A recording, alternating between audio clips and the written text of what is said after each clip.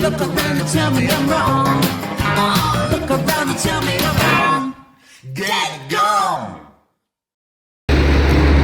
It's amazing. There are storks like all the way along on the top of every bush. How cool is that? So that was so cool. We just pulled over the bus and there was, I think 15, there's another 3 there, 18 stork nests all around this sort of abandoned farm. Absolutely. And the first time we see them not up really high, they're usually on tall chimneys and stuff like that. And last year we saw them in the pylons. It was like stork high-rise flats. Yeah. I mean, everybody's gathered around taking pictures of them. They're just beautiful. And seeing them fly is incredible. They look like pterodactyls. And we were sitting on the harbour and watching them. It's quite a windy day. And we were watching them just literally sailing the currents round in a circle. It was incredible. Yeah. Like they're just, in fact, there's 2 up there. Look, yeah, they're fantastic looking birds. Really, really, really incredible. Anyway, that was fun.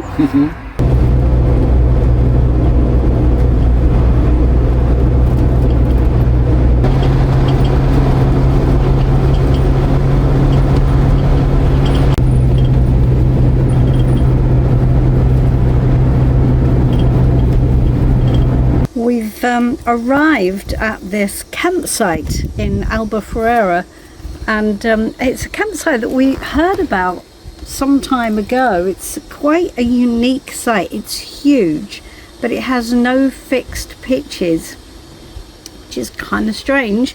But the idea is you ship up and you find yourself a space. The only rule is you have to stay 3 meters away from anybody else, which is cool, but it's kind of, it's nice. And apparently there is a whole community of people that pretty much live here all the time. You can just come, I think it's about 15 euros a night. You can spend as long as you like here, months if you so wish. I don't think we plan to spend the rest of our lives here, but we're certainly going to spend a night. I'll show you around in just a second. So here we are. It's, I mean, actually people are sort of organising themselves into pitches anyway, to be honest with you, although nothing is marked. But it's quite nice because it's quite rural feeling, and also apparently it's near to the beach. Here we go. It's very nice, very peaceful. Jeff's gone off to the supermarket because that's what he likes to do. He can't stand it if he doesn't know where to buy food. We have to buy food wherever we are. Bless him. We had a lovely time last night at the salsa class. Jeff was not comfortable. He hadn't ever done any dancing, bless him, and it was a bit of a challenge. So I ended up doing the class, and he sort of just sat it out most of the time. He genuinely tried his best. So the teacher has suggested that I do a little one-on-one work with him to get him through the basics. And then we'll try another class so that he's a little bit more comfortable with the basic steps. So I'm going to do that. I'm going to get him dancing salsa. I tell you what, it's going to happen. He's going to dance salsa. We're going to dance salsa together. I don't give up easily. So I was not going to do this to you guys. I really wasn't. But I got to tell you, it's bordering on too hot. I gotta tell you, I'm slightly struggling. It is slightly hotter in the bus than it is outside, but nevertheless. Where's Flynn gone? Oh, he's gone under the bus. Oh, bless him. I don't blame him. I think I'd crawl under there myself if I could. Hello. Oh, poor Flynn. We're going to have to get his cool coat out soon. Oh, it is actually a bit better out here. It's probably only about 81, 82. You know, quite cool really. Sorry. downtown Albufeira at night. It's as much as you'd expect.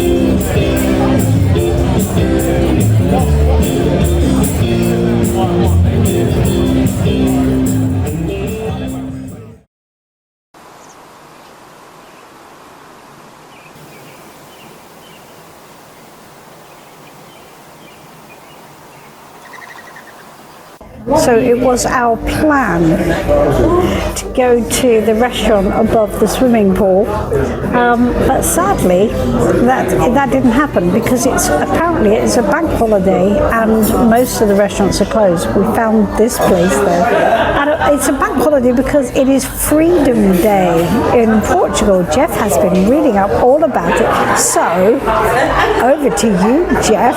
Unfortunately, Freedom Day doesn't mean the dinner doesn't get charged. It's because 50 years ago today, Portugal had a revolution.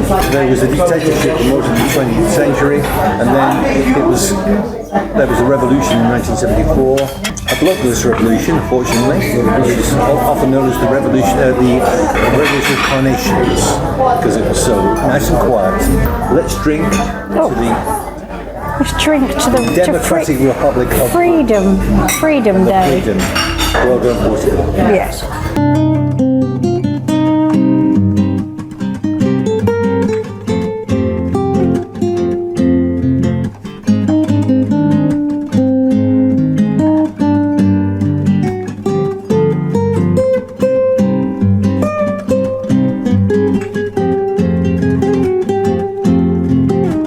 So we've just arrived in Sagres. As you can see, the weather is a little bit less clement. We've had some pretty serious downpours today. It's been lovely, so can't complain. We're just going to have a little explore down here, see what there is, because it's not destined to be great tomorrow either. In fact, I think we might have a rough week ahead. Follow this little path.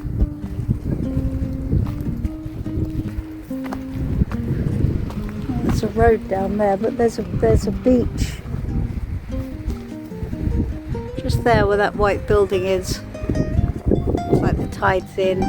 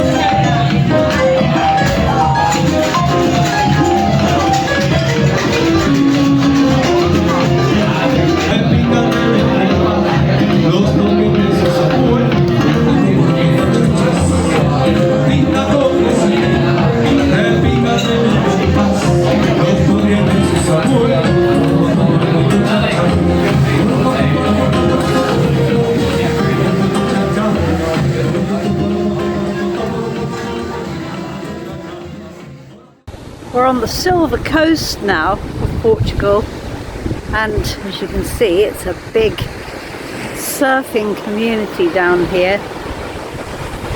And at first glance, the town seemed a little underwhelming. But if you dip below the surface, as we did last night, there is some cool stuff.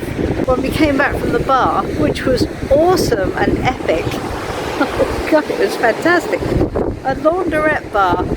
I mean, what genius is that?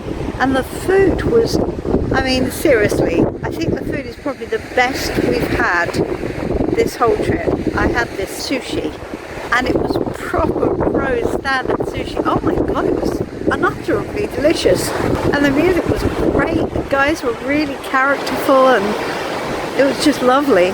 So having Japanese food in a Portuguese bar, listening to Brazilian music, you could do your washing at the same time.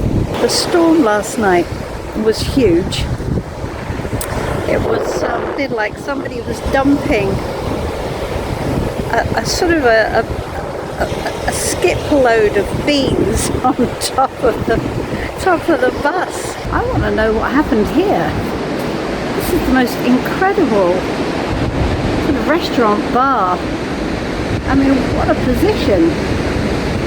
And it's up for sale. It's all completely empty. It's obviously been empty for quite a long time. There it is. It makes you wonder, how on earth did this place go down? I mean, couldn't be in a better position. We've got a whole other level up there as well, like a sort of balcony level. It's an amazing place.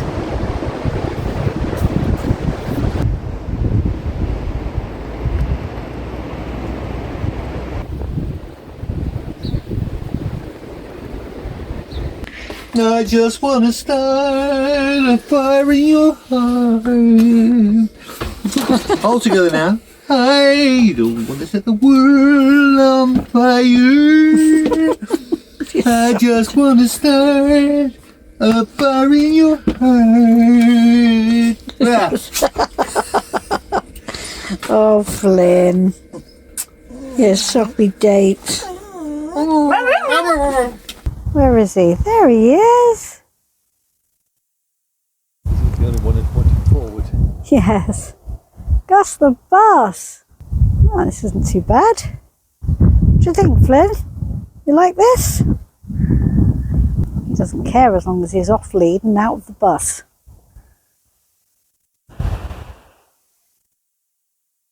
Oh, romance. She's telling him where the wedding's going to be and how all the guests are going to be down on the beach. She's gesticulating, going, and we're going to have a marquee here, and all the guests are going to gather round, and I'll be in white, and you will too, because I say so.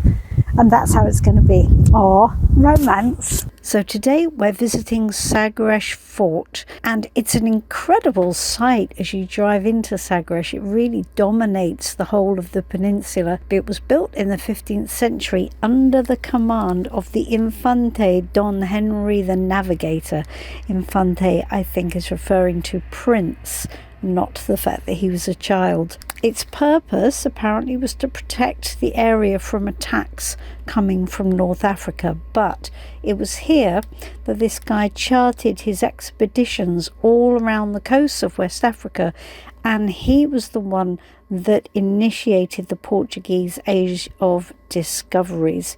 He was an incredible navigator, and he was really into the science of the whole thing, building a whole new type of ship called the Caval, which was especially for exploring.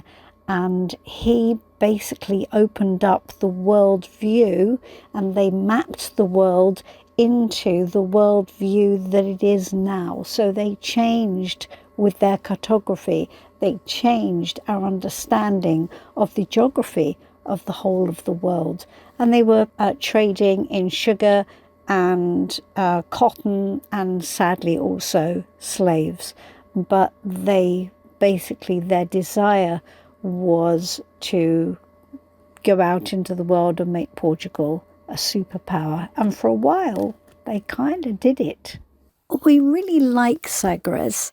It was a strange place at first. It's a little bit of a sort of oddity because the town is very small, and other than the laundry bar, which was amazing, it didn't appear to have much to it, but it has a really great energy, and it just felt like somewhere cool, and everybody that was there was incredibly laid back. There were loads of surfers, obviously, but there was this lovely energy around the whole place. It was very uncommercialized, very, very peaceful, and we just really enjoyed our visit there. It felt like a little bit of an understated little piece of utopia. And in the car park where we were parked up, there was the girl next to us from the Netherlands. She was a photographer traveling solo in her van, and there was all kinds of people who looked like they were sort of living alternative lifestyles, but in a really good way. So we liked it. We give a big thumbs up to Sagres.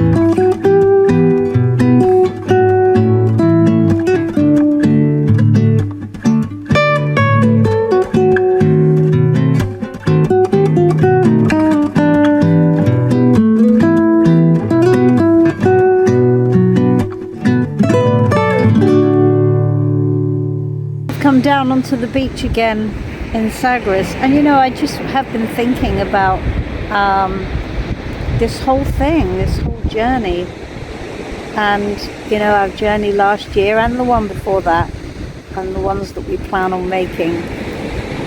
And I've been thinking about how tarot and my work with tarot has influenced all of that, because it really has.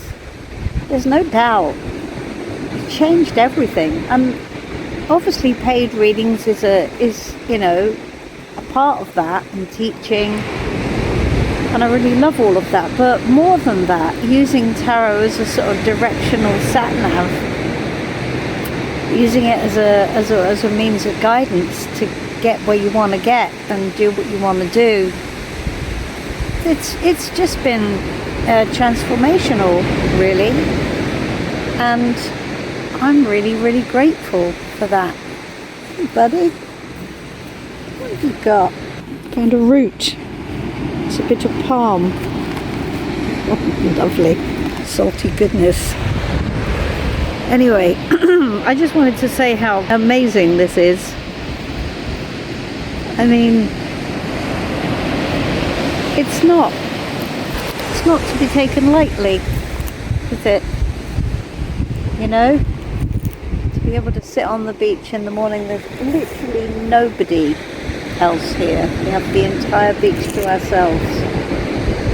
And it's just such a blessing. It's just such a gift. And I know we all use the word gratitude, like, yeah, I'm so grateful. Well, I really am. I mean, properly grateful. It's just phenomenal. Anyway, I wanted to share that with you because it kind of blew my mind this morning,